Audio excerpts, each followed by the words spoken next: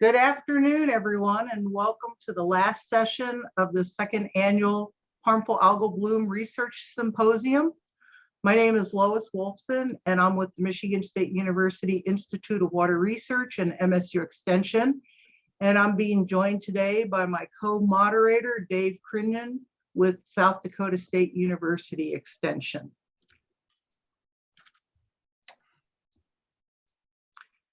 As you've heard several times already, the Algal Bloom Action Team is hosting this event for a second year, and we're glad that you've been able to join us throughout the symposium. The team is a collaboration of water professionals, researchers, and educators from 12 states in the north central region of the United States. And team members include the National Network of Water Resources Research Institutes, the North Central Region Water Network, and University Extension within each region within the North Central region.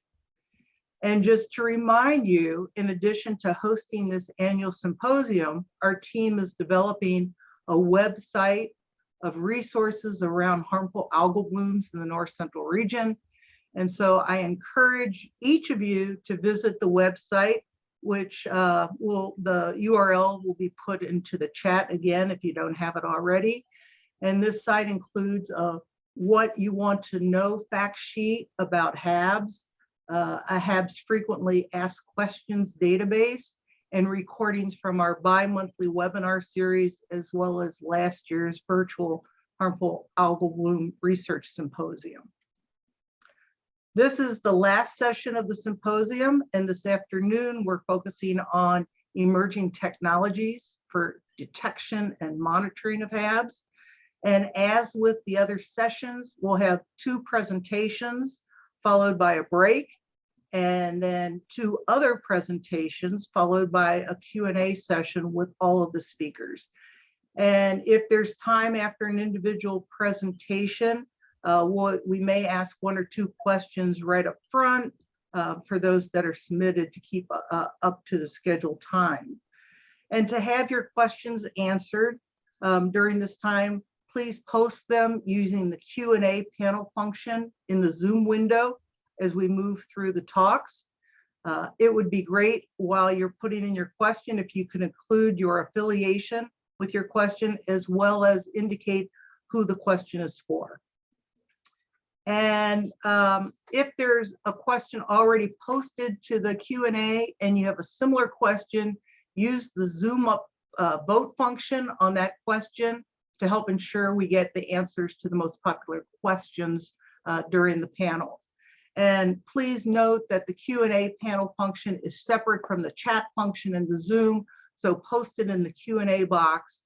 The chat box is for if you have any technical difficulties, you can let us know through the Zoom chat. And we'll be happy to assist you as best we can after the Q&A, and then we'll have some closing comments. We'd like to once again thank our symposium sponsors, FlowCam, Limnotech, and Eutrofix.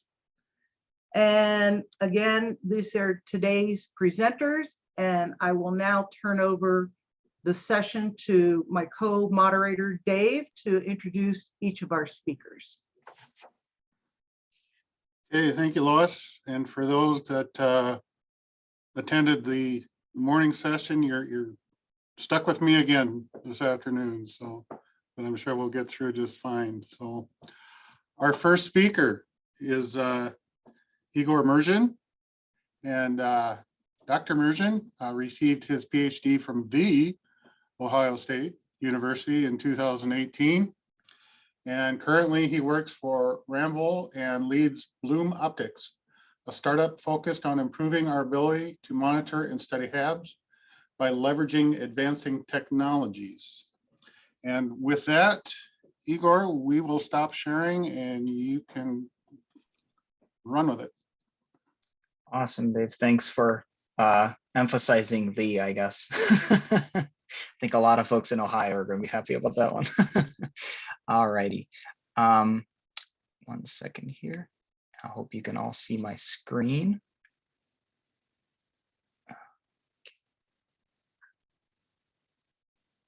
There we go. All right. So hi, everybody, and thank you for joining. I'm Igor Mergian. I'm the lead scientist working at Bloom Optics. As they've mentioned, we're a startup formed in 2020, and we're focused on advancing how we see and study harmful algal blooms around our bodies of water.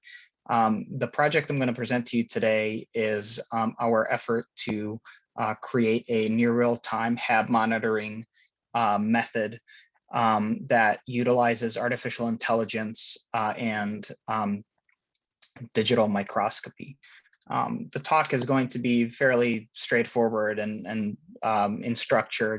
I'm going to go over just our study background fairly quickly, the goal of our project, what methods we used, what data we collected, and kind of what conclusions we drew from all of our data. So I don't think I need to spend too much time talking about why HABs are bad or the negative consequences that are associated with HABs. Needless to say, here in our home state of New York, we see lots of HABs around the state, and they have all sorts of negative economic impacts. And outside of public health, animal health, ecological health, there's all sorts of economic impacts and negative stigma associated with some of these lakes that frequently bloom, which are all things that we would like to be cognizant of. And when we formed Bloom Optics and launched, we were first focused on finding new ways to apply advancing technologies to monitor for harmful algal blooms in some of these impacted lakes. We started off with focusing on drones and advanced remote sensing methods. And then we also dabbled in underwater ROVs and remote controlled in water sensors and so forth. But ultimately, we came to the realization that we have a bit of an issue when it comes to monitoring for harmful algal blooms around our lakes. And it stems from this apparent divide that we have in the ability of certain folks to monitor for harmful algal blooms in their bodies of water. And it's basically based on how much funding you can get for your monitoring program. Some people are able to get a lot of funding, whether it be grants or donations or whatever the case may be. And they can invest into really expensive equipment such as data sondes and deployable buoys and sensors and long-term monitoring efforts and so forth to collect their data and measure on a daily basis and compile these dense data sets. Other folks take water samples and they ship them to a lab that they have an agreement with, and that lab then processes their samples and sends them back some sort of data, whether it be fluoroprobe readings, water color, whatever the case may be, and toxin information. And then there's that cluster of lakes and lake associations that basically solely rely on volunteers, citizen scientists, and visual observations to report harmful algal blooms and take action based on those reports. And so with each one of these methods, there are a lot of disadvantages. First of all, the equipment needed to do extensive real-time monitoring is very expensive, and it can be ultimately cost prohibitive for a lot of organizations to the point where they will likely never be able to afford, $30,000, $40,000, $50,000 sensors to scatter all around their lake and monitor at locations. Secondly, if you are the type of organization that ships your samples to a certified lab for processing, sample analysis, and all of that kind of fun stuff, while that's great and all, ultimately what happens is that delay in sample collection, shipping, analysis, and then getting that report back can really range from 24 hours to 5 days to weeks at a time, especially when every single lake in that area is likely to be sending samples to the same lab and creating this backlog of information. And finally, if you have visual observations, there's a lot of inefficiency in that a volunteer may spot a bloom, but that bloom may subside and move, or by the time you deploy somebody, well, now you've just wasted money deploying somebody to confirm that there is a bloom. or the photos submitted as evidence of a bloom are not sufficient enough to confirm its presence. So a lot of actions that we take today are based on either really economically expensive data, meaning that it takes a lot of capital to be invested in order to have timely data for you to base your decisions on, or it's based on outdated data or not exactly perfect data. So an ideal solution is needed. Something that is basically very accurate in providing data on whether or not a harmful algal bloom has occurred and at which concentration that bloom is occurring. Ideally, the solution should be mobile and compact. That way it can be incorporated into any sampling protocol or any sampling effort, and it can be deployed anywhere. So you can basically go to a place, take your sample and get your results and make a decision all in the same 15-20 minute period. The solution needs to be user-friendly so that we don't have to train people with PhDs and master's degrees to interpret the results, to use them and so forth. We can basically hand this solution to a lifeguard on a beach or a citizen scientist with absolutely no scientific training and have them interpret these results for us. The other things that we would like to see in this, ideal solution is frequent sampling capabilities. So you don't have to send off a sample and then wait a day or two to get your results and then get action. And then you say, oh man, I wish I would have taken more samples to see how this changed over time. What would really be ideal is I want to sample every 5-10 minutes to see how this bloom changes at this location throughout the day or so, something like that. And then tied in with that is you really need this solution to have rapid analysis capabilities, in that the results that you are getting are being fed to you fairly quickly, because as we all know, these HABs and the dynamics of these HABs are ever changing due to hydrology, wind, water movement, and so forth. And so there are some solutions that provide some of these things, but a lot of them don't give you a a lot of them don't identify the cyanobacteria that make up the harmful algal blooms. A lot of them only rely on water pigment, and that is an imperfect means of studying HABs in our eyes anyway. And then what we really like to do is not only get the concentration of the harmful algal bloom, but also get an understanding of what is making up that harmful algal bloom, so we can draw further conclusions than before. And then ultimately, the entire purpose of this type of platform would be to have rapid dissemination of findings and results, so that you can communicate when a bloom has occurred fairly quickly to everybody that has their actions to take, whether that is to shut down a beach if there is risk of exposure, or activate advanced water treatment systems, or whatever the action may be, and also have this platform be ever evolving and growing. And have a growing set of capabilities that, as we find more out about these blooms, we can add different species to our monitoring lists in different genre and so forth. So the purpose of this project is to basically give our best shot at producing this ideal solution that we have called HAB Alert for this pilot study. So for HAB Alert, we partnered up with a digital microscope manufacturer out of the UK called Iolite, which produces the little microscope you see there at the bottom right-hand side of your screens.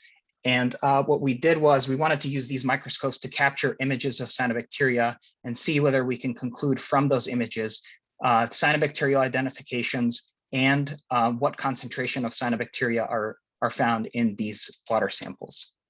So basically what we were trying to do was compress that timeline of getting a sample, shipping it to a certified laboratory, and getting a report from which you can take action from a timeline that can take 24 hours to 5 days and compress it down to a 10-minute interval where everything is done digitally off of your cell phone and this digital microscope. So the objectives of our study were, number one, build an easy to use cyanobacterial ID and counting platform that uses a digital cell phone based microscope. We wanted to go cell phone based because that opens up the possibility for us to collect other data such as your location, weather data, and other factors that could be tied to trigger events for harmful algal blooms, opening up further large data set builds and so forth. We also wanted to test the feasibility of this platform of HAB Alert in the hands of typical users. So we didn't want to just hand this off to like really well-trained PhD scientists or environmental scientists. We wanted to hand this off to citizen scientists, retirees with zero scientific background, and see whether they can provide the data necessary to use this platform. And then we wanted to validate this approach against the established methods. In this case, we went against the fluoroprobe analysis and pigment measurements. And finally, collect enough data to form the foundations of the AI that we are building to completely automate this process, meaning no human needs to be involved in order to produce these results. So the goal, in short, is to provide an accessible real-time HAB monitoring platform that anybody can use and you can use anywhere at any time. And so during the summer, in a really quick turnaround time, we went from ideation and client validation to forming a human-based cell ID and enumeration method, and then collecting enough data for AI training and validating our product's performance in review. So the first thing we needed to do was develop a method that we could use to count the number of cyanobacterial cells in colonies without having to lyse the colonies. And so basically what we're doing is taking an image of a cyanobacterial colony and determining how many cells make up the volume of that colony without having to break the colony up, thereby keeping the processing time short. And we did this by taking the relative colony radius of each cell cluster and measuring it using our model, and then determining what amount of pixels make up that colony.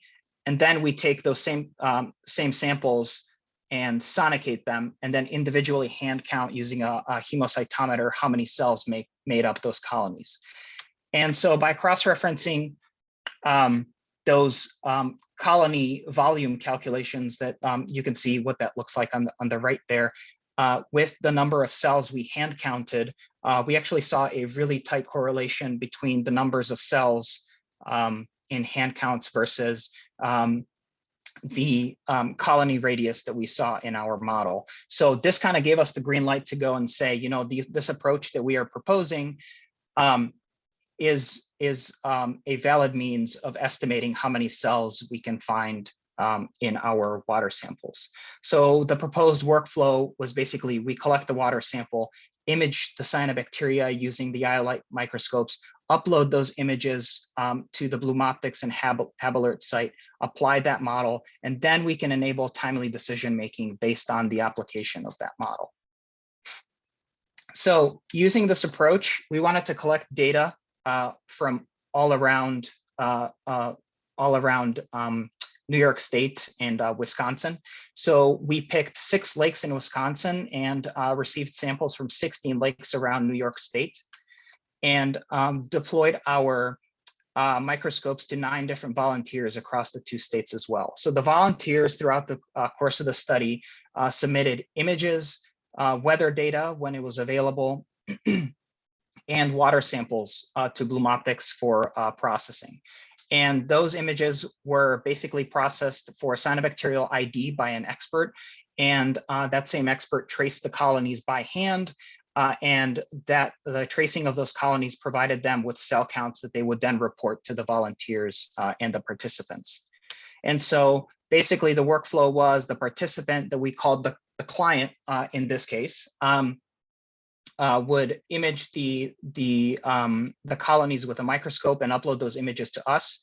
We would process them for cell ID and counts, and then return those results to them as quickly as possible. This was our test of, is it possible to have this be a rapid process of samples to results turnaround time? So the question is, what did we see during this type of study? Well, the first thing was we collected 15,000 images across the 22 different lakes. And throughout this study, we saw that the platform that we had developed was successfully deployed to all of the volunteers with almost zero issues in how the microscopes were used and how the sample images were submitted. And at the beginning, we targeted a sample turnaround time of 2 hours, meaning from the time you submit to the time that we provide results would be 2 hours in between. And the only time we didn't meet this turnaround time was when we got submissions of the most dense blooms, where basically the entire image was almost all green and almost all cyanobacterial colonies.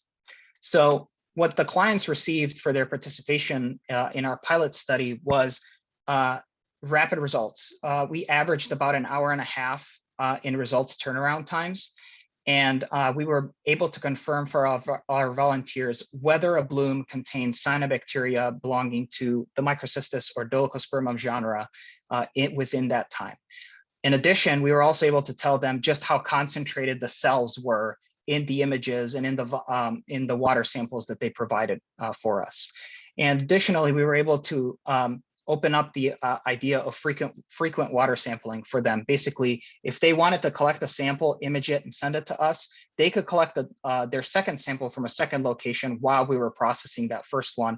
And thereby they had a rolling set of samples that they could work with us for this project. And then what we did was we worked with Dr. Greg Boyer out of SUNY ESF and got access to a subset of samples that we were able to analyze using a fluoroprobe and compare to the relative cyanobacterial, total cyanobacterial concentrations we saw using HAB alert in our images. And so when we compare the total cyanobacteria as determined by HAB alert to the BGA concentrations using the fluoroprobe, we saw a great agreement across the data, in that this basically told us that the data that we were presenting to our pilot study volunteers was of the same quality or of the same type that a BGA analysis through a fluoroprobe would get you. Additionally, those same samples came along with microcystin concentrations. And so we wanted to evaluate whether we had chosen the correct genre of cyanobacteria to focus on in terms of microcystin concentrations. So we chose Microcystis and Dolichospermum because those were the most prevalent genre of cyanobacteria in the regions that we chose. And what we saw was that when we compared the amount of Microcystis as determined by HAB alert to the amount of toxin in our samples, we saw this really linear relationship in terms of concentrations of parameters, meaning that the samples toxin production was driven mostly by Microcystis in these cases. So we couldn't say the same about Dolichospermum. In fact, there seemed to be almost zero linear relationship, between Dolichospermum and the microcystin content. So it was interesting to see that, the Microcystis were the ones that were driving microcystin production in most of those samples. So what did we learn throughout this project? So we've met some of the criteria for that ideal solution that we proposed. And the first one was the platform that we developed is super user-friendly at all experience levels, right? Whether we engaged state scientists or people with a lot of scientific experience or whether it was, retirees sitting in their backyard collecting samples. We had great engagement across experience levels, and the educational benefit and outreach from each one of the folks that we had engaged, they really loved it because they could now send pictures to their stakeholders, to all of the people that they were in communication with. And then we noted that even with the fact that we had to manually process these samples, the results turnaround time was still a lot faster than shipping those results to a lab and having the same process be done by hand, or having it be done by something like a fluoroprobe that only measures cyanobacterial pigment in those samples. And the enumeration methods that we used were still highly correlated with fluoroprobe findings. So now the next step is going to be to run those same enumeration methods against something like a flow cam or something like that. And that is upcoming going forward. And finally, the one thing that we took away from this is that if we could just replace that human component of analysis, we can get a response time down to less than 10 minutes and expand from, just these two types of cyanobacteria to things like marine algae, other cyanobacteria such as Planktothrix and Cylindrospermopsis, whatever you would like, basically. The only thing that we need is an archive of images to base our AI learning off of. And so with that, we are working on fleshing out the AI in preparation for HAB season 2022 currently. We do have an AI going for a similar product currently called Opsize, which basically does this same function for bacteria in wastewater effluent and wastewater treatment processes. And we have had great success in turnaround times below the 10-minute mark. So we are very confident that we're going to be able to execute that prior to the bloom sampling season. With that, the next step for the project are to shift into phase 2, where we continue our data integration and AI refinement, and finalize that AI so that we can begin validating it against established methods, whether they continue to be a fluoroprobe, some kind of cell counting mechanism or whatnot. And then we can launch another pilot scale study to basically gather enough data to be able to validate this method as something that can work in near real time response and conditions and so forth. So with that, I would like to thank all of the folks that partnered with us on this project. This project was planned, executed in a matter of 6 months total. And it was incredibly helpful to be partnered with the Milwaukee Water Council and the Fund for Lake Michigan for project funding, as well as our parent company Ramble and SUNY ESF, who provided equipment funds for us to procure some of these microscopes and distribute to our volunteers. I'd also like to thank Dr. Zach Smith, who is now with the USGS. But when we started this, he was the one that really got the ball rolling and gave us momentum early on in establishing some of these protocols and getting some of these methodologies sorted. I'd also like to take a second and thank Dr. Greg Boyer, who allowed us to access his lab and shared some of this data for us so we could validate HAB alert against the fluoroprobe and draw some conclusions in terms of toxin concentrations and so forth. And then finally, the volunteers and organizations that helped us along the way, without whom we really couldn't have come even close to collecting our database of images and so forth.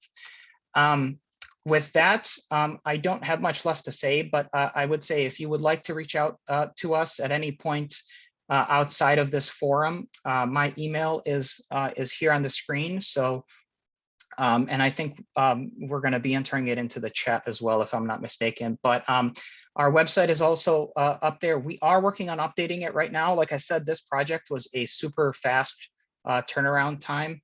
So we haven't had a chance to even update our website, but we will be doing so in the coming week or two. But feel free to visit that and reach out to us through there. So with that, I will turn it over to the moderator. And Dave, I think we have questions, it looks like. We do. And thanks for your presentation, Igor. I don't know that we'll get through all of these, but maybe we'll go through a few and then take a quick break or something before the next presentation at 1:30. So we'll just kind of see how it goes here. Sounds good. First one is from Todd. Does this identify species other than Microcystis and the other one? Dolichospermum? Yeah, so Todd, to answer your question, no. Right now we are focused on only those two, because in order to train the AI, you need tens of thousands of images. So the amount of effort we would have had to undertake to add more species than just those two would be substantial. However, every time you train the AI for one species, it reduces your workload theoretically to add additional ones. So it's a living, growing system. So we're planning on expanding beyond Microcystis and Dolichospermum into not only other cyanobacteria, but other things like marine algae and so forth. But we just need to start building those databases of images. That is on our radar. That is definitely something we are going to be doing. It's just a matter of time, basically.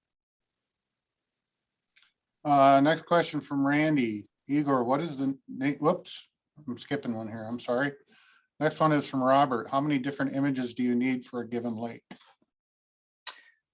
That really depends. Like I said, we have 15,000 images, but what we saw across those 15,000 images was, there was nothing precluding one HAB alert from functioning in any of those lakes, right? So as all of the images, all of the colonies seem to be fairly easily distinguishable as Microcystis and Dolichospermum. So we could really kind of apply this in at any lake with even just one photo. But with that being said, it's probably always safe, to have more data, right, rather than less before you start drawing conclusions. You never want to have a sample size of one. That would be just bad science. So I can't give you a concrete number, but definitely more than one. Randy wants to know, what is the name and model of the microscope used? It is the Iolite 1 millimeter that we have. Yeah, the Iolite folks are great. They're out of the UK, and we're working on forming a partnership with them. So, yeah. Maybe go through a couple more here and then Absolutely. we can save some others for later. Katie asked, I may have missed this, but what would be end user cost to obtain one of the microscopes?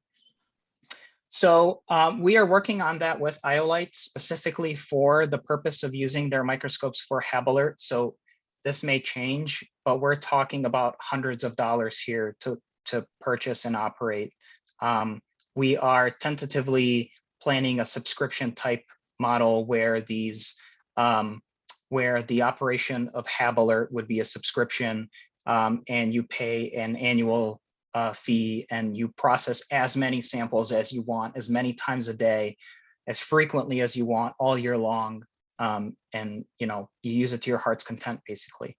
We don't have a pricing model for it yet. We are, like I said, we are still fleshing out the details of this, and we would rather not hit the market with something we don't believe in, right? So I think this 2022 is going to be the year that we really validate and put our foot down. But we are talking about a very, very strongly competitive product in terms of pricing. Like I said, we really wanted to reach out to everybody that can't afford a fluoroprobe on their own lake, that can't afford these data sondes, buoys, and so forth. Ruth asks, what is the magnification on the cell phone based microscope? So it's a little difficult to determine that, because a digital microscope doesn't work quite the same as a regular lens microscope, but it's according to the manufacturer, it is roughly equivalent to about 200x. And again, we're working with something that, you know, we're not trying to get down to a species level of identification. We are going for genus because we want to keep those testing and turnaround times low. However, for something much more scientific, something that doesn't that needs to be more on a species level or something like that, we can always advance and use a higher power digital microscope and get down to a lower classification system. It's just one of those things that we need time to process and identify. Let's do one more here and then take a short break, I think. So, Sure. Robert wants to know, what is the sensitivity of the assay? Was the water green or clear when measured? That is something, again, Robert, that we are going to be determining this coming season. The difficulty with this is that this year, across all of the lakes that we deployed at, we saw very few algal blooms because of various different conditions. And basically, a lot of our volunteers were like, you know, this was great. I couldn't wait to use it. And then I had no chance to actually use it in some of these cases. So we didn't have enough of a data set to determine the sensitivity of this. But a lot of the samples that we instructed them to collect were in the greener part of the water because we wanted to bias ourselves for the sake of building the AI, so that we could build up a database of images that we could train the AI against, right? So we purposefully biased ourselves to sample in HAB heavy waters, or what we suspected to be HAB heavy waters, to give ourselves that chance to build the algorithm. So with that being said, once the algorithm is up and running, it gives us a lot more flexibility and ability to process a lot more samples this summer, which is when we will be doing the sensitivity analyses and so forth. Okay. Thanks, Igor. Let's give him a break here until the Q&A. And we've got a few minutes. It looks like about 8 minutes. Why don't we take a short break and stretch a little bit and meet back here at 1:30 for our next presentation. Thanks, everybody. Okay, I think we're pretty much right at 1:30 here, and we'll get going again. As a reminder, if you do have questions and you're using the Q&A function, please, if you have a specific question for a speaker, please use their name so we know who to direct it to. So you guys been doing a fantastic job, so keep it up. But there are some that maybe don't have a name on it and they might not get asked, so because we don't know where they're going. So our next speakers are Dave Lampart and Abiram Pamula. Sorry, Abiram. Dave Lampart is an assistant professor in the Department of Civil, Architectural, and Environmental Engineering at the Illinois Institute of Technology. And Abiram is currently working as a graduate research associate in the Department of Civil and Environmental Engineering at Oklahoma State University. And today they are going to be talking about harmful algal blooms and nutrient monitoring and modeling using unmanned systems. So Lois, if you will unshare, and Dave and Abiram, take it away.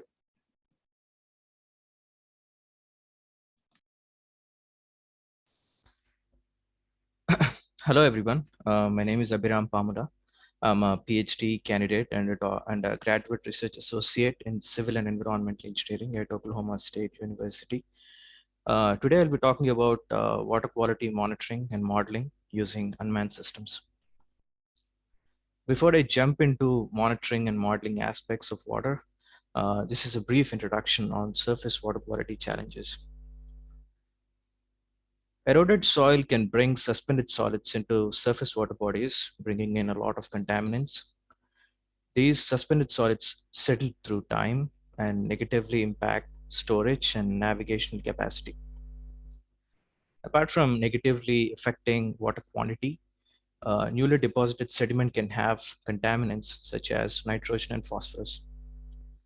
Excess influx of these nutrients into water bodies can initiate harmful algal blooms, or HABs. And therefore, excess growth of these HABs can deplete dissolved oxygen, increasing biological oxygen demand, or BOD. This phenomena can kill aquatic species, and HABs can also produce algal toxins that can cause health issues in humans.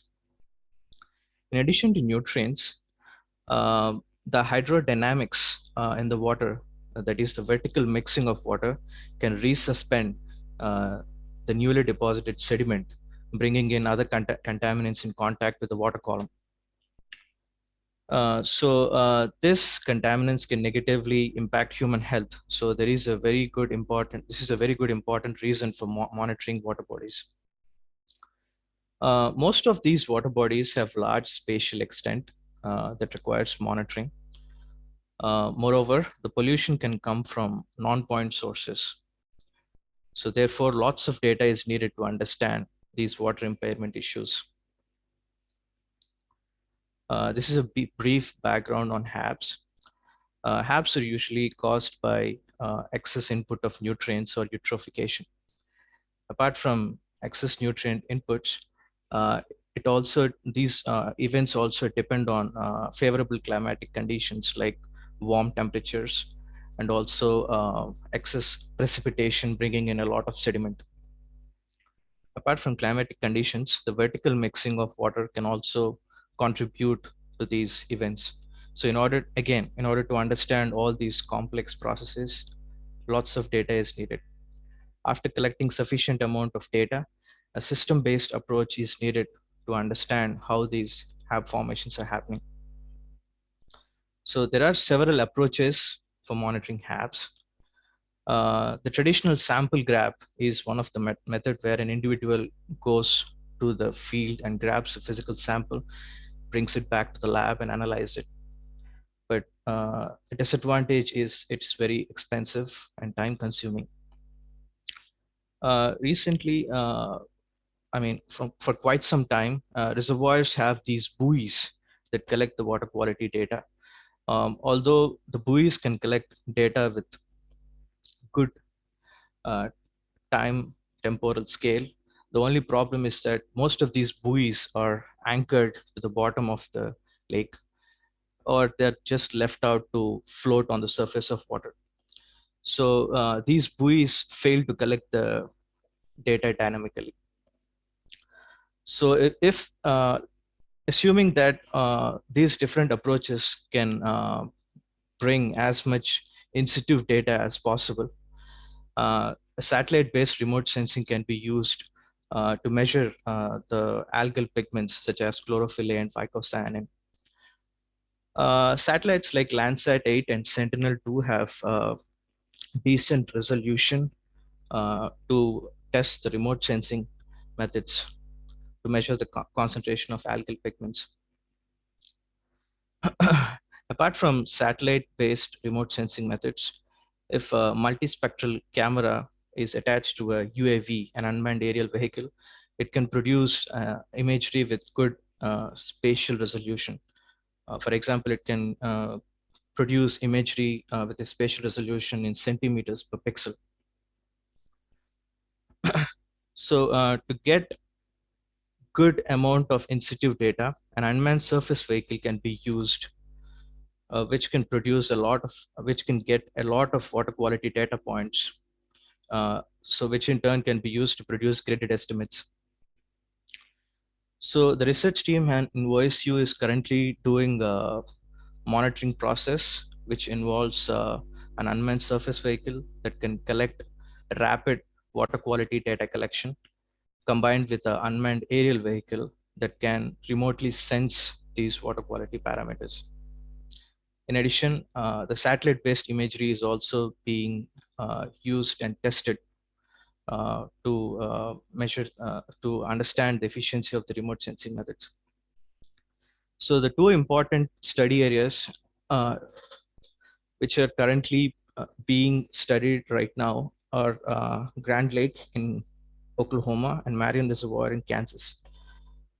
Most of these coves in Grand Lake and Marion Reservoirs have variable trophic levels.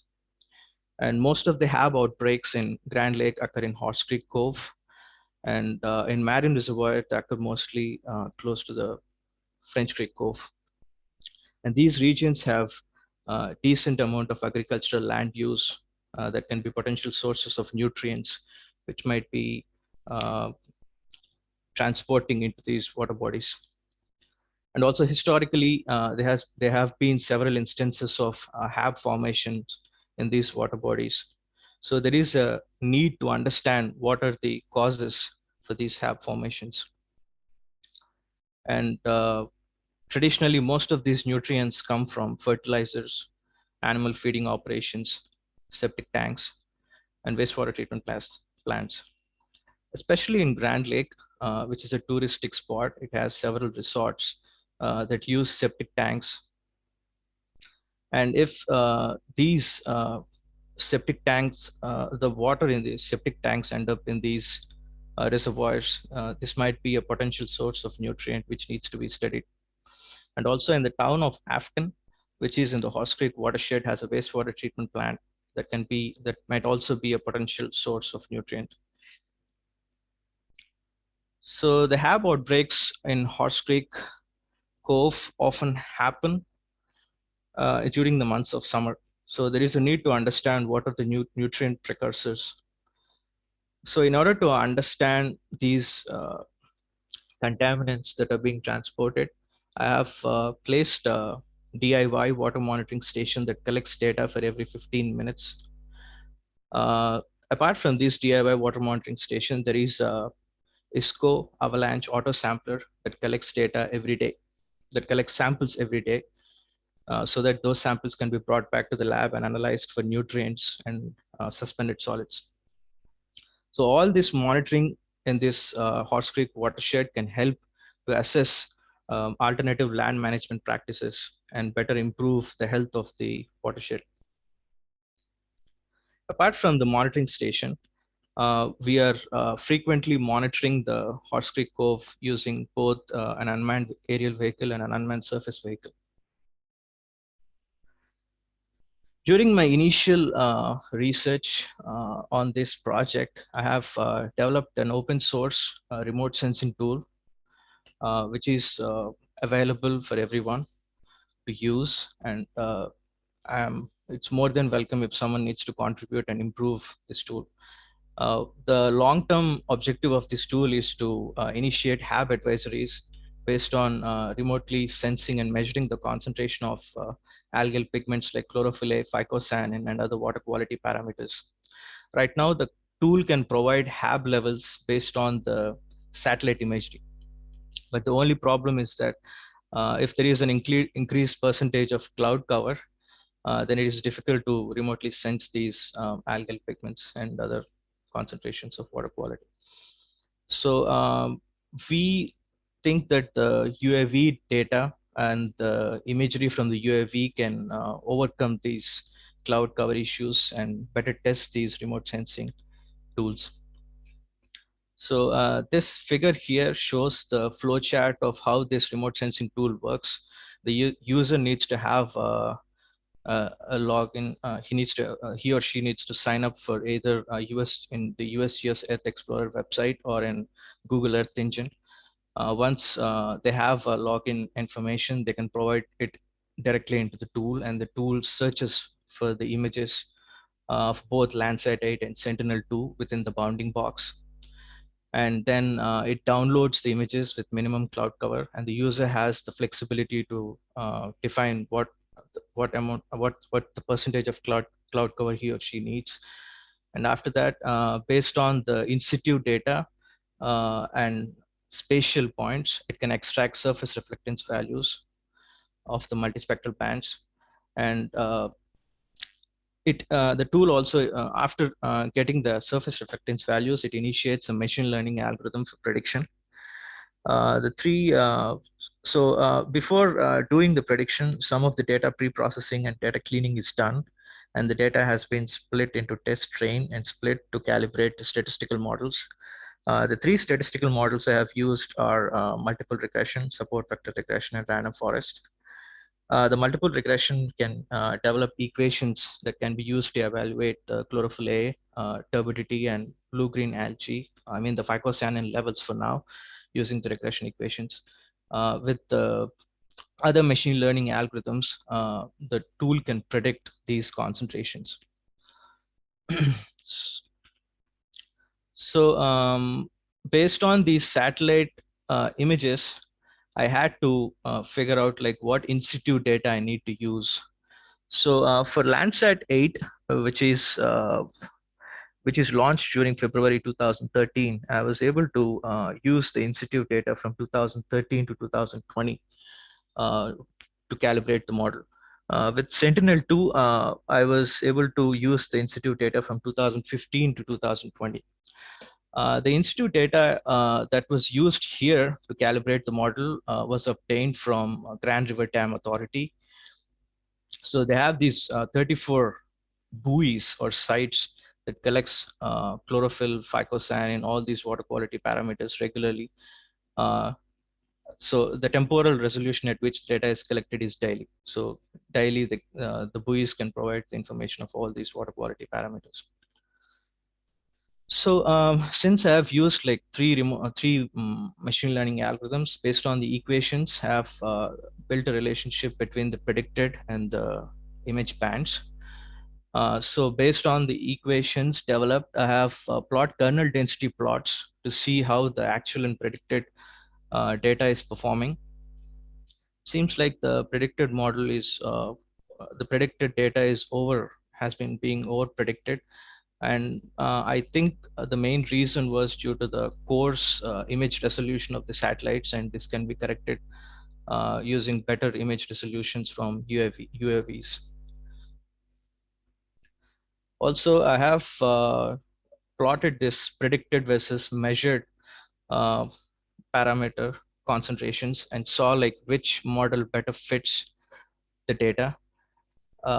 It seems like the random forest regression has a better fit for all the water quality parameters when compared to the other regression solutions I've tried.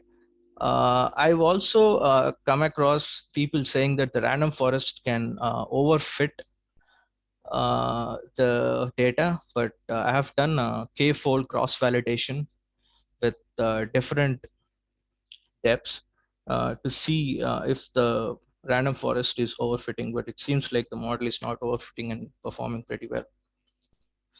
So based on the multiple regression equations I have developed, I was able to plot the gridded estimates in the Horse Creek Cove for chlorophyll A, phycocyanin, and turbidity. It seems like the tool was performing well. I was collecting data. I was using data from 2013 to 2020 for Landsat 8 and 2015 to 2020 in case of Sentinel-2. But I tested this remote sensing tool for the year 2021. So during the month of July, it can be clearly seen that there has been an increase in concentrations of chlorophyll A and phycocyanin. And I can confirm that there was a HAB event happening because on that particular day, I was there collecting data. And it can be clearly seen here, turbidity was not affecting the concentration of algal pigments because there has been high turbidity or suspended solid concentration during the month of April. And this might be one of the reason why there is a HAB event, because this sediment might have brought increased amount of nutrients into the cove, resulting in this HAB event. But in order to understand how these nutrients are ending up, the watershed model might shed more light into this. So for in situ sensing purposes, right now an USV named Manuel is currently being used to collect the water quality data. Manuel means mobile autonomously navigable USV for evaluation of lakes. This USV has been developed by US Unmanned Systems Research Institute at Oklahoma State University. And the propulsion system used for this USV is a T200 thrusters developed by Blue Robotics, which are pretty good, sturdy, reliable. And the avionics on top of this USV has a orange cube PICSOC, which is basically an autopilot that can drive the USV to the designated GPS points. And also it has a power supply from a DC power source with batteries, with DC batteries. Currently, the USV can do the monitoring process for 3.5 to 4 hours, and the monitoring the spatial extent of the monitoring is right now at 1 mile. So with the increase in the power supply, we can monitor for more large distances in the future.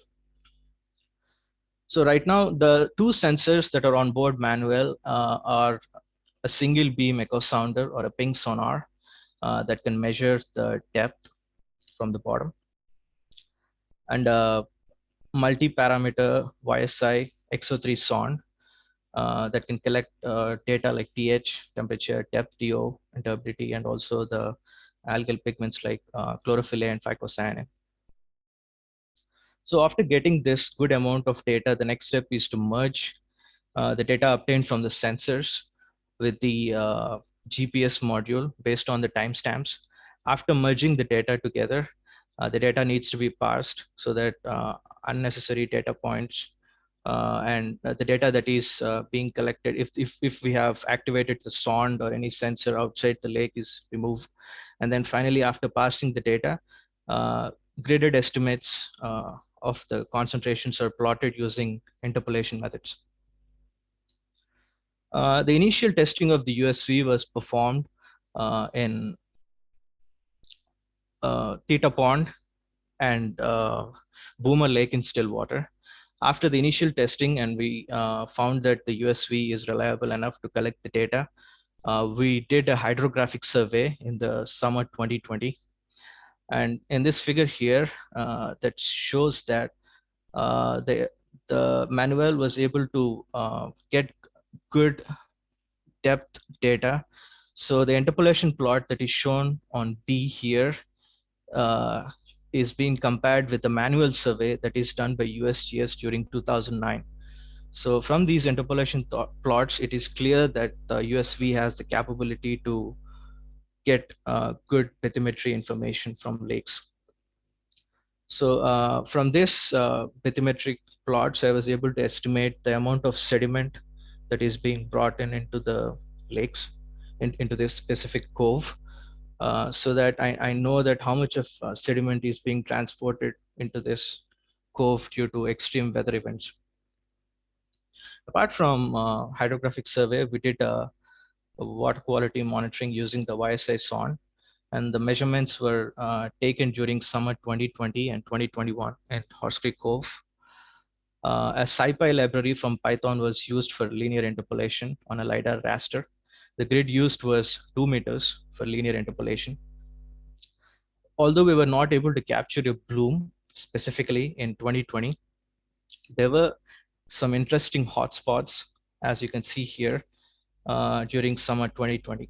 So our main objective on the first year to show the capability of the USV that it can collect good amount of water quality data was achieved. But in 2021, we were focused on capturing a HAB event. So we went to Marion and collected the chlorophyll and phycocyanin data, and we were able to actually capture a HAB event in Cottonwood Cove and East Shore region in Marion. And we got some smooth gridded estimates that show how the chlorophyll and phycocyanin concentrations are changing in the spatial extent. So apart from monitoring the coves, I've said that I've put a water monitoring station, a DIY water monitoring station. The station can be seen on the extreme right here, the solar panel.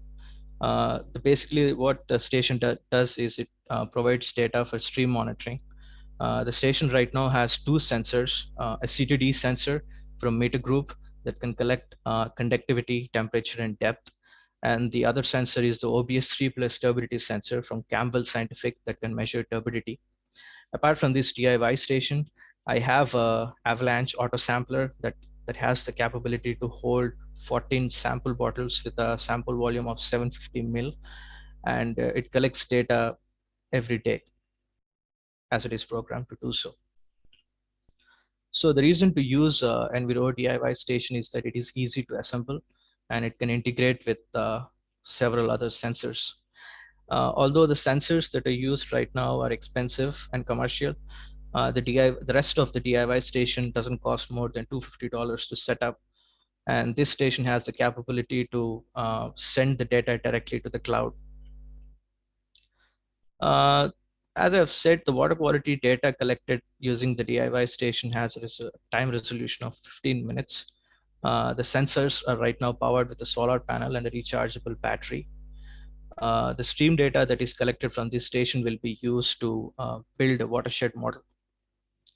And this data is completely open source and is available for everyone. If anyone wants to access it, I'll provide a link later in the chat. So all this data that is collected with the monitoring station will be used to build a watershed model. So this watershed model tracks all the precipitation and pollutants that move inside the watershed boundary.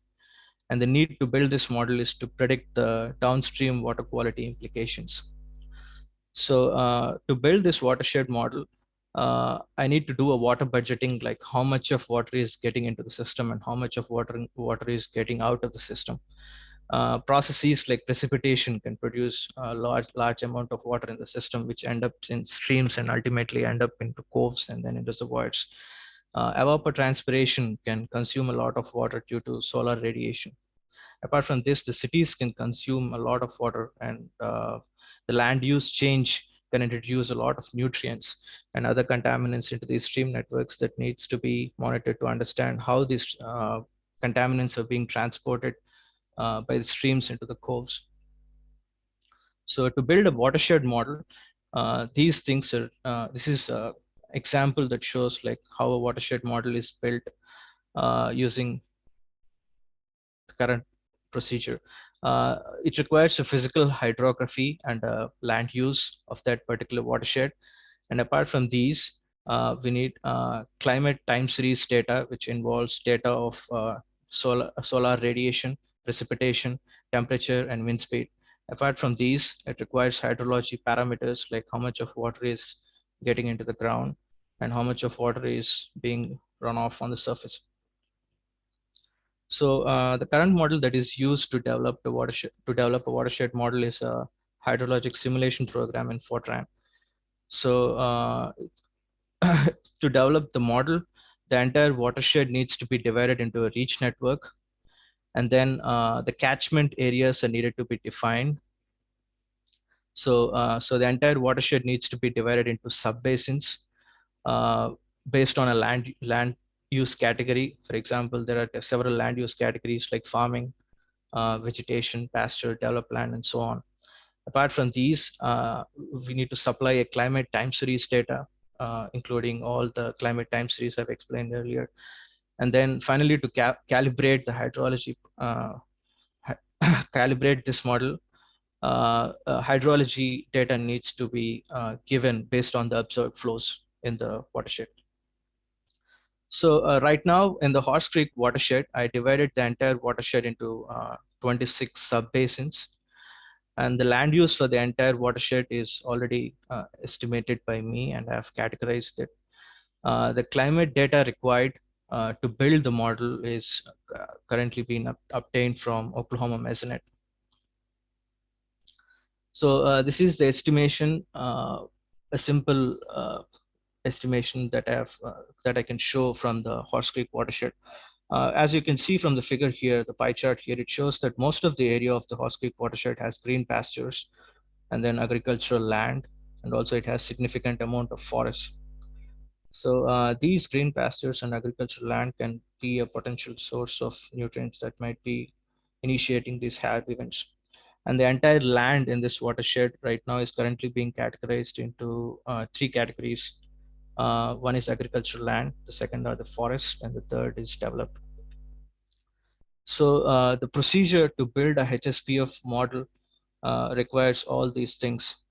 Right now, I have installed a DIY water monitoring station that can measure stage and turbidity measurements, which will help in getting the daily stream flow, and cropland data layer data that is being obtained from CDL extractor from the PyHSPF tool that is being built by that has already been built by Dr. Lampert, and it can help in getting the subbasin land use.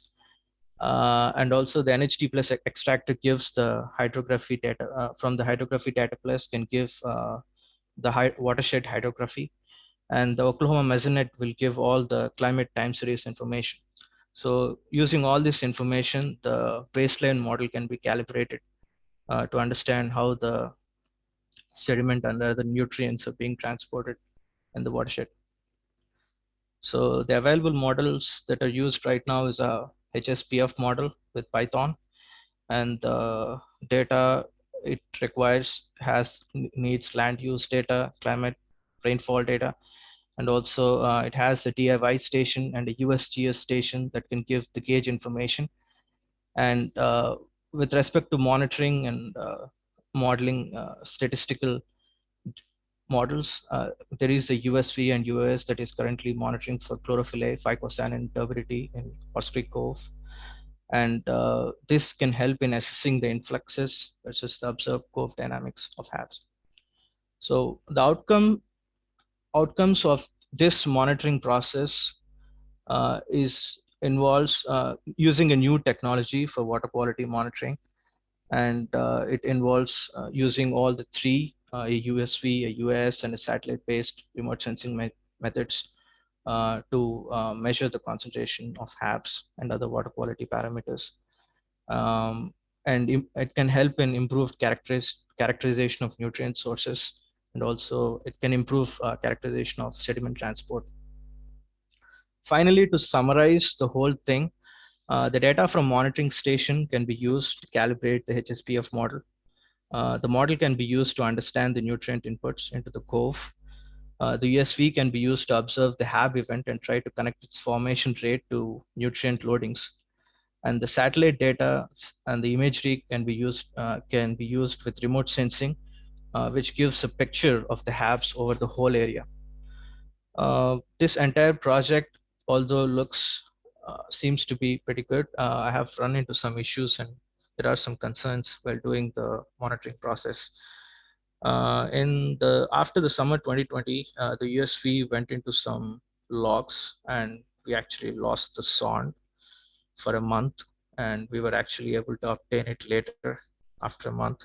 And apart from that, the DIY station was not reinforced with steel casing, so there is a mice or certain animal that chewed on the wires, so I had lost data for like a month or two. So it was a lot of learning, but right now the monitoring station and the monitoring process is stable in getting the data, and we are pretty good at developing all these models to understand the HAB formations. Thank you. Any questions or queries?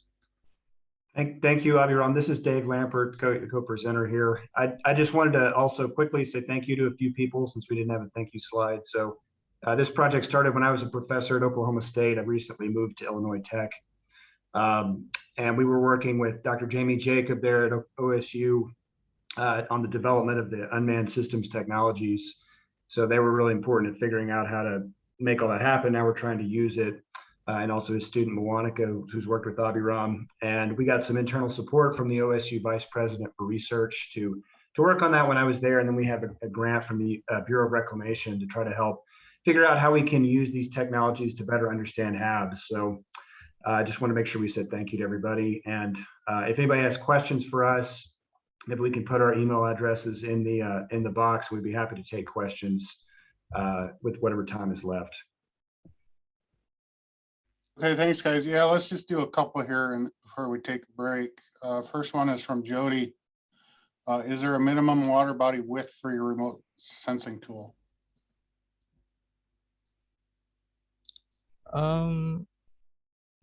So far, the remote sensing tool is currently tested in Grand Lake. but I have not tested the tool with the other lakes. If the institute data that is used to calibrate the model can remotely sense the concentration in other lakes. So I have not tested the limitations yet with the other lakes. So the data that we're using are a 30-meter resolution.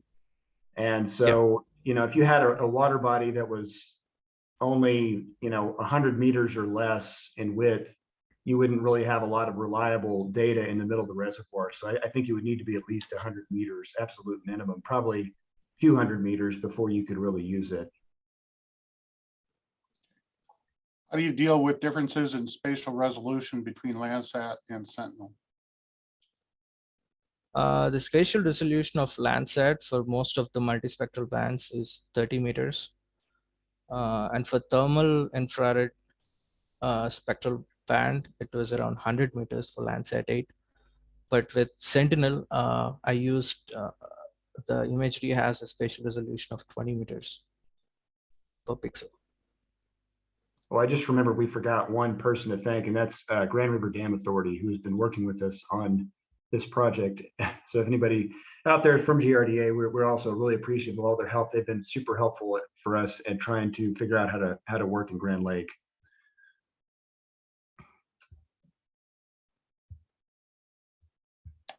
Okay, let's do one more here. From Michael, how much of a threat do these contaminants pose to navigation? Is this navigation commercial or pleasure craft? So excess sedimentation can affect the navigation, especially in the shallow regions of these water bodies.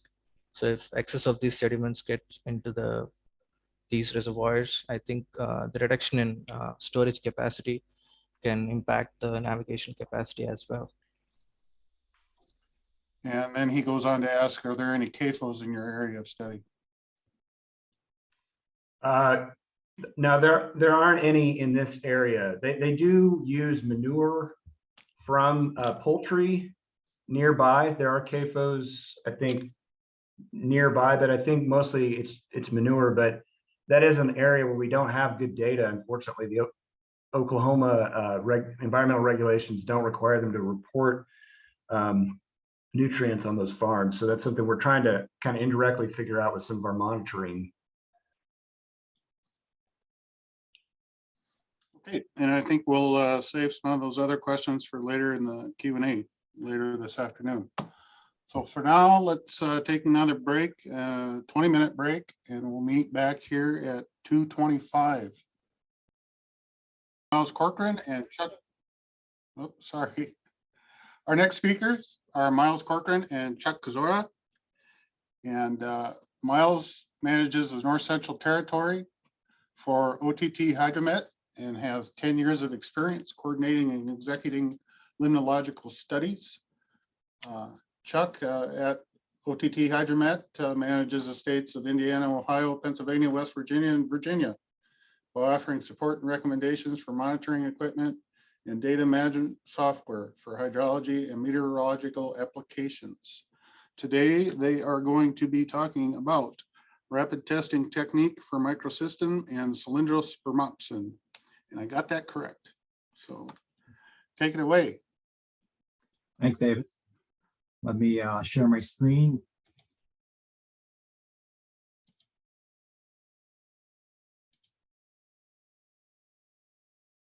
All right. So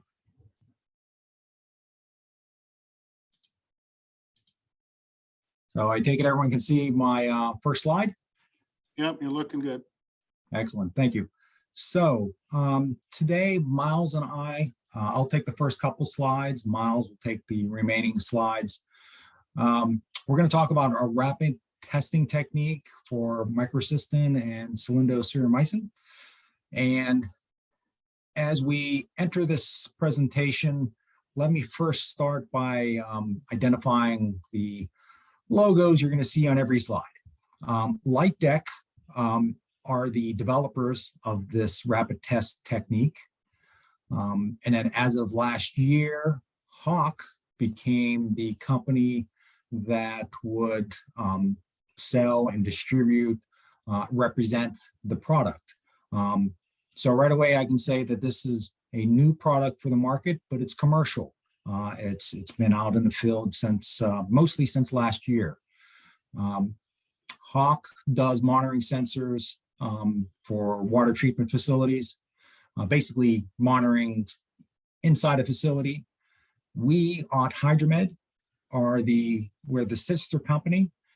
We do the monitoring and sensors for outside the facilities, so environmental monitoring. So with that said, let's proceed with the slides. And actually, we'll start here. The test method has really been well vetted. A lot of support and funding. You can see NOAA, Army Corps, USDA, CDC have all been involved with this, and quite the number of collaborators. And I'll call out, I'll start actually at the bottom, Limnotech, Ohio State University, University of Toledo, University of Michigan, Bigelow Laboratory, SUNY, NOAA, Bowling Green, and of course, Light Deck in the center of it all.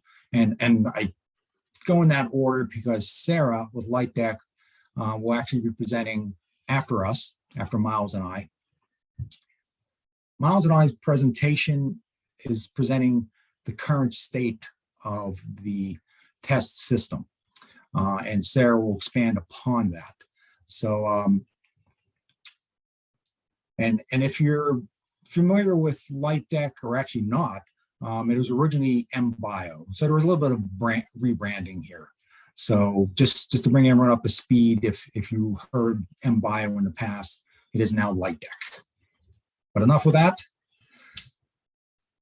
So when looking to diagnose, identify toxins in algae blooms, the ideal criteria is both speed and performance. And the challenges have been that laboratory testing may be accurate, but it can be slow. And in this case, I'm referring, for example, to the ELISA method. If you have an in-house laboratory, you can collect samples, bring it back into your lab, and be relatively fast, but not very fast. And certainly if you don't have in-house testing with the ELISA, then you're collecting samples and sending them out to a third-party laboratory, where then you potentially could be waiting days or weeks. In the case of environmental monitoring, where a high level of toxins is critical to being identified quickly for public safety, a rapid test is desirable. And up till recently, rapid testing were test strips, which were indeed very rapid, but then you compromised some accuracy. So the system we're talking about today, Light Deck, combines ideally the best. There's a fast analysis and output, and it's also accurate. And we're using, as far as the technology, laser waveguides to provide the lab quality results quickly. So, when it comes to testing, I kind of alluded to this, rapid analysis with source water is important to determine the cyanotoxin levels. And once detected, then you need to go on further to determine, additional information, toxin levels, toxin identity. Ideally faster data enables you to do a faster HAB response. So again, kind of going in slightly more detail. The first slide presented was the Light Deck reader, whereupon what we're seeing here on the right-hand side is the cartridge that would be inserted into the reader. So this cartridge would provide the lab quality results, quantitative, reproducible, highly sensitive. Speed is in about 10 minutes. That is the read time. And it's simple. You insert the cartridge and you can walk away, get a cup of coffee, come back, and you have your output. Relatively low cost, and it tests for multiple toxins. Actually, for Miles and I's presentation today, it's testing for 2 specific toxins, the microcystin and cylindrospiromycin. On the left here, wonderful overselling here. So have it all without compromise. Really depends on your criteria. So let me go into a little more detail on some of the operational use. The general process is that you would be collecting a water sample with a pipette. You would collect that, take it to the cartridge. So that process there of water collection could be another 10 minutes, but then you need to put it on the cartridge, insert it into the lab reader. So when we talk about the total time that you're investing on this, it could be more of like 20 minutes, 10 minutes for the readout, 10 minutes for sample collection. But in addition, the Light Deck Mini requires AC power. So if you're a HAB application inside a water treatment facility, that's perfect. You plug it into the wall outlet. If it's an environmental application, the current system is not battery powered. So you still need to have this actually placed somewhere with a AC outlet. And a car adapter actually would not be appropriate here. So the cartridge reader must be probably placed in a laboratory. And that's true also in the case of the operating temperature that you want to target. 50 to 90 degrees Fahrenheit, certainly avoid temperatures, at 100 and above. A couple slides ago, we mentioned about comparing it to the ELISA method. What the Light Deck Mini measures from a quantitative range is for the microcystin of about 0.5 to 4 ppb and about 0.7 to 3 ppb for the cylindrospiromycin. If you're working in a drinking facility, you'll recognize that that's a perfect range. If you are working in an environmental application, monitoring a lake, that is a little short on the upper end. So, or actually more than a little short. You're looking at a magnitude of 10 at least. So there is going to be a dilution step if you're looking at high levels out in the field. And the other thing I'll point out, if it's a critical application, the ELISA method has a lower detection limit, about 0.15 ppb, whereas I mentioned with the Light Deck Mini, 0.5 or 0.7. But the main thing here is that Light Deck is looking to do a rapid analysis and accurate for those higher values. So you can quickly alert and be aware of toxic water for the public safety, for the environment. And this is probably something that's been touched on in previous presentations, but the toxin level does not necessarily correlate with the algae bloom. This is not well understood as far as toxin production in algae.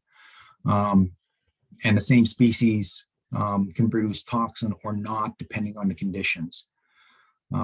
And even when toxin is being produced, the algae life cycle can make dramatic differences in the available toxin. The two we're talking about now in this presentation, microcystin can contain toxins within the cell walls,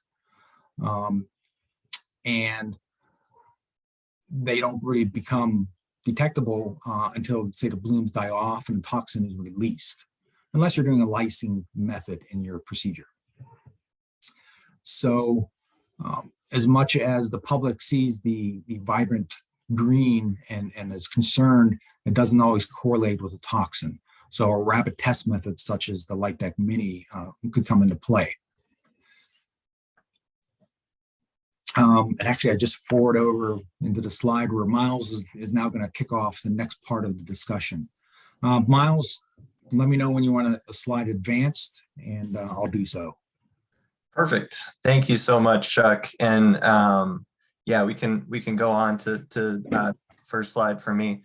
I am going to leave my video off just for bandwidth purposes, but hopefully, I guess someone please interrupt me if I start breaking up.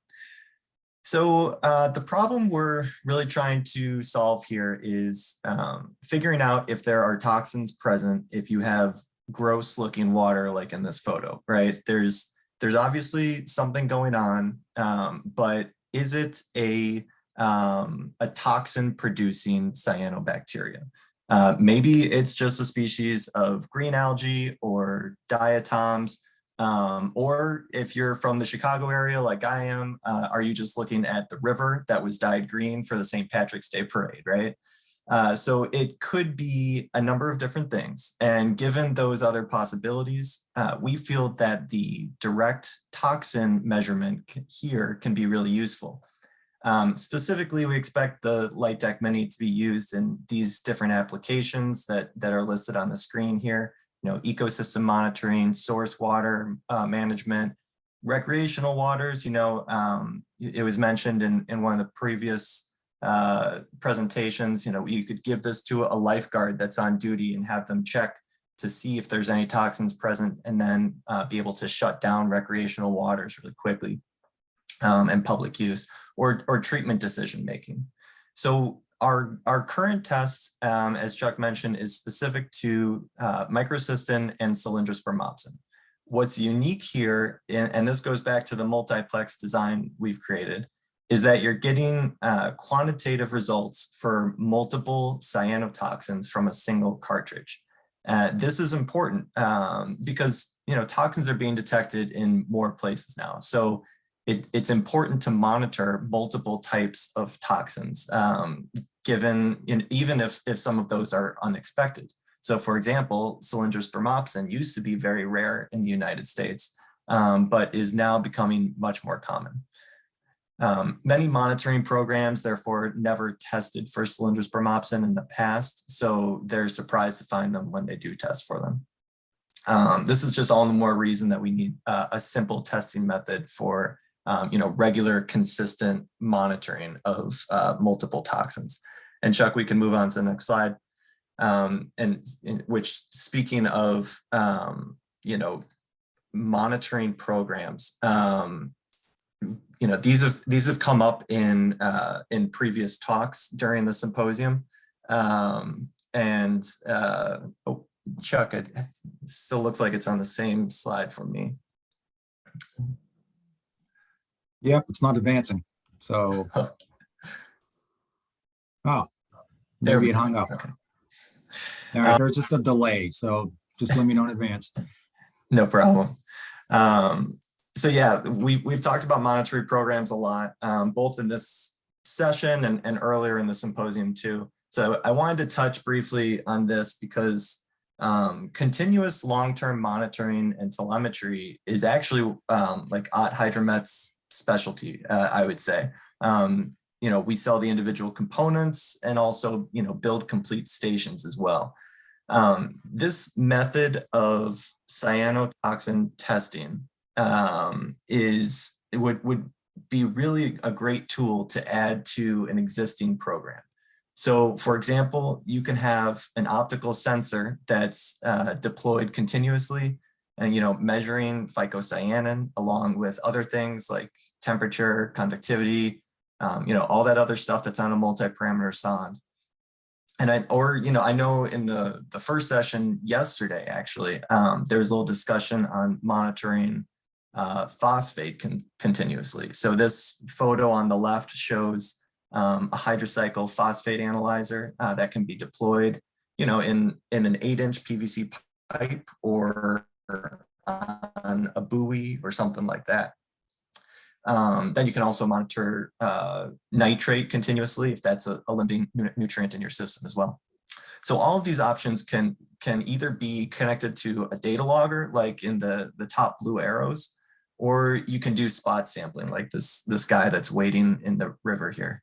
The monitoring design that is best for your program, really, it just depends on the budget and goals of the program, right? So these sensors can cost as low as $5,000 for the base options on a multi-parameter sonde, or go up to $30,000 for the top of the line sensor, and with lots of price points in between. Then you also have to ask, is there any urgency present, like needing to shut down public access to a lake due to dangerous blooms? The data logger option is nice because it gives you higher resolution data and can be linked to a management system like Aquarius or something similar, where you can do all of your QA/QC, and you would also have alarming capabilities.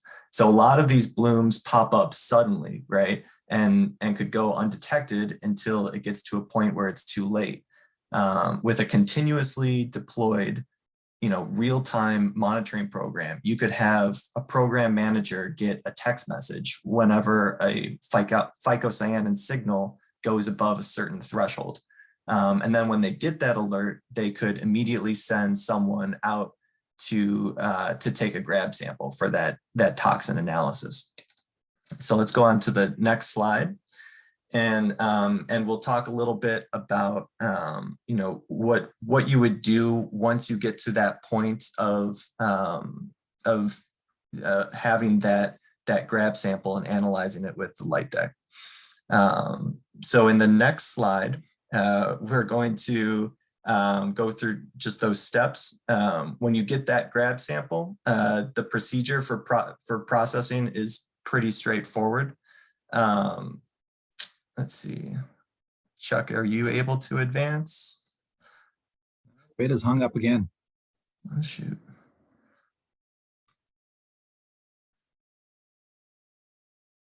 Okay.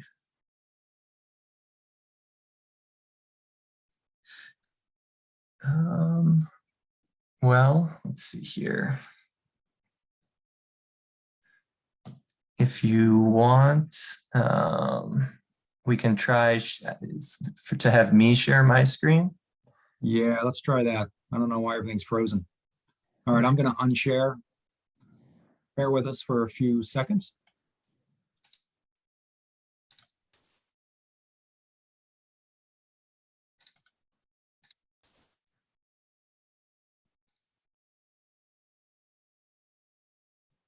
And Miles, jump in with your screen share. So has everybody seen the title slide? Yes. Okay, perfect. I'm just gonna skip through here. Bear with me. Okay. So when you get that grab sample, like I said, the procedure is pretty straightforward. You order the cartridges in packs of 25. Each pack of 25 will come with its own USB flash drive that contains a definition file for the cartridge lot. You need to install the Light Deck software on your computer, and then the reader will just connect to your computer through a standard USB cable. So in the software, you can enter things like sample ID, who collected the sample, collection date, and any other notes that you want to add. All of that information will be stored along with your final result.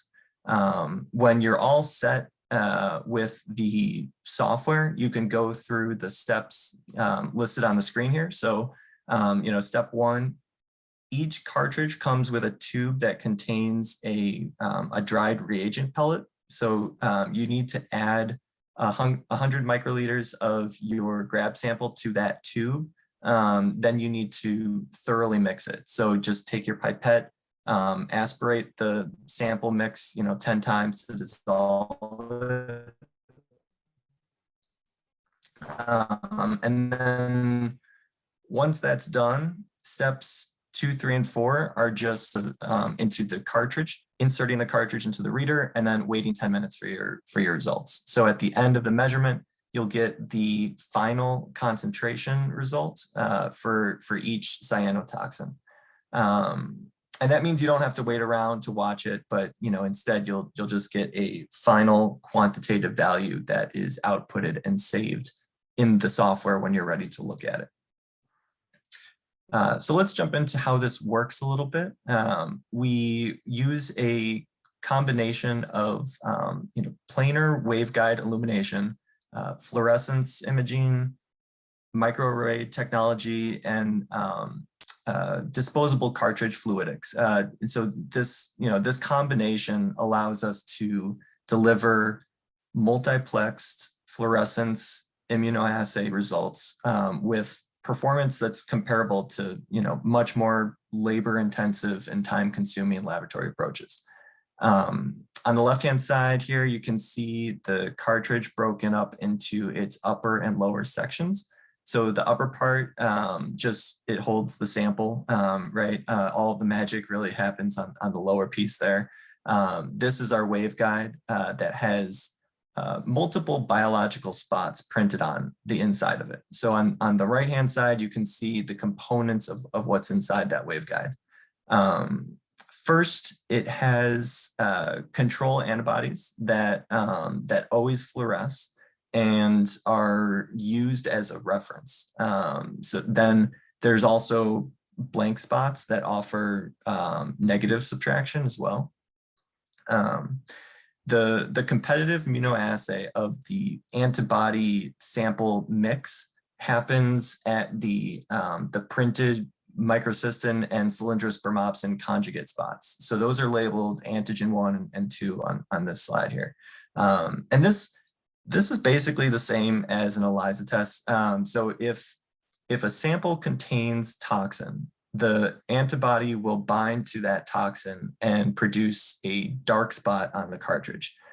If no toxin is present, the antibody will instead bind directly to the printed toxin conjugate spot, and then it'll produce a bright spot. So, and then variance in the light intensity is what indicates toxin concentration.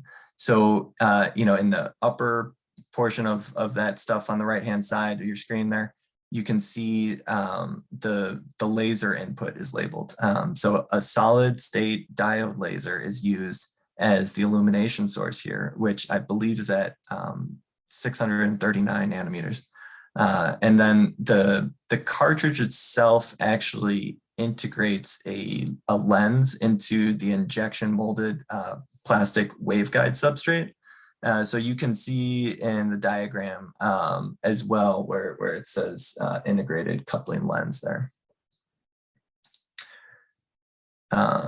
Okay, so, liquid chromatography with tandem mass spectrometry has been really the gold standard for cyanotoxin quantification.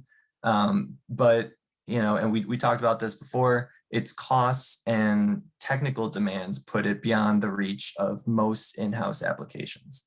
So, and then manual test strips, they offer some degree of in-house control over cost and convenience, but still involve a half dozen or more manual steps of operator intervention over 30 to 60 minutes. And they're subjective to interpretation of the color bars on the completed test, right? So then even in-house testing like the ELISA enzyme-linked immunoabsorbent assays, that technology can also drive up costs or delays, depending on whether or not users fill a 96 well test plate, right? So its demands for operator training and technical proficiency can also limit availability among key personnel. So this slide is showing what our standard curves look like for both the Light Deck Mini, or for both microcystin and cylindrous spermopsin. So as you can see, we provide a very similar quantitative range and quantitative outputs to that of ELISA tests. And then on the other hand, the workflow is much more like what you would get out of a rapid test strip. And there's no calibration step that's necessary here. The assay detection range is typically from 0.5 to 5 micrograms per liter for microcystin, and 0.7 to 3 micrograms per liter for cylindrous spermopsin, as Chuck was saying before. So if elevated concentrations are expected, it would be very easy for the user to simply include a dilution step to make sure that you're within that measuring range. Okay, I want to touch on lysine quickly before we wrap up here. We talked about how you need to add that dried reagent pellet to your sample and aspirate before going through the measurement procedure. That reagent pellet, it contains antibodies which bind to the cyanotoxins of interest. If the toxins are still contained within the algal cells, then that binding cannot occur. So your measurement could be strongly influenced by when you collect your sample. Just like Chuck was saying before, you could have an active bloom occurring and visually confirm what is happening. But when you test the sample for toxins, you get really low numbers. And then the die-off period comes, the water could be fairly clear, but then you get high cyanotoxin concentrations measured, since all of that intracellular cyanotoxin released when the cell walls broke, during that die-off. So in order to get a total cyanotoxin measurement, we need to make sure that we account for both intracellular cyanotoxins and extracellular cyanotoxins, and that requires a lysine step. So after cell lysis, the lysate can be directly added to the Light Deck cartridges, and then you'll get your toxin measurement. And the standard freeze thaw method works really well here. So just to wrap up then, we've gone over how the Light Deck is a fully developed, rapid, low-cost system that is multiplex. So we have microcystin and cylindrous spermopsin detection with the current version, and then after lysis, you get your final measurements in about 10 minutes. And Sarah is going to be touching a little bit more on what's coming next. So saxitoxins and antitoxins. We have designed this to be a system that can incorporate lots of different parameters here. So yeah, this is our acknowledgement slide again. I want to thank everybody for your time, for listening. We're happy to answer questions. And then my contact information is there. Those are the states that I represent. And then Chuck, I will give it back to you to finish off here. Very brief finish off, but there's also my contact information, my email, and the states that I represent: Ohio, Indiana, Pennsylvania, Virginia, and West Virginia. So if you're listening and you want more information and you're in one of those states, then you can contact appropriately Miles or myself. If you're somewhere else, New York, California, what have you, nevertheless, just reach out to one of us and we'll get you to the right person. We're certainly here to support. And I guess with that, we appreciate everyone's attendance. Okay, thank you, Miles and Chuck. Appreciate it. And we're going to transition into our last speaker, or our last presentation today. Our last speaker is Sarah Bickman. And Sarah is Director of Water and Veterinary Products at Light Deck Diagnostics, where she's worked for the past 9 years. Sarah has a PhD in physics from Yale and did a postdoctoral work at the National Institutes of Standards and Technology on optical clocks. And with that, Sarah, we will quit sharing and you are good to go. Great, well, thanks. I'm going to pull up my slides here, but while I do this, I wanted to thank Chuck and Miles for such a great introduction to the Light Deck technology. I know having 2 back-to-back talks on the same technology can be a little bit much, so I do want to make sure that I'm covering new stuff. Before I go too much further, can you see my slides? Yes. Yeah, you're good to go. Great, thanks. So as we've mentioned, my name is Sarah Bickman. I'm here from Light Deck Diagnostics. Light Deck is really in a really interesting position right now that, as Chuck and Miles talked about, we have had a product that's now commercially available, microcystin and cylindrous for MOPS and detection. I want to talk about that a little bit today, but I mostly want to focus on what we're doing sort of for the future. I want to talk about a number of different applications for this platform. At Light Deck, we really see this blue box here. The Light Deck Mini is like a platform tool, and we can detect a number of different things with it. Before I go too much further, I did want to start by thanking, first of all, the organizers of this conference. It's been really interesting. And I also really want to thank all of you in the audience for still sticking in here. I know that long days of video meetings can be rough, and so I really appreciate it. So the work that I'm going to be talking about today is really touching on 2 different research collaborations. One is the HAB collaboration, which I'll explain, and you just saw cited on the last couple of acknowledgement slides from Chuck and Miles. The other one is what we call our PCM HAB collaboration, and it's in collaboration with Bowling Green State University and Greg Boyer's group at SUNY. I want to highlight those groups because they've contributed to all of the work that you see here. And then also, this is my email address. If you have any questions anytime, please let me know. I know we'll answer a number after this presentation, but if you have additional ones, I'd be happy to talk.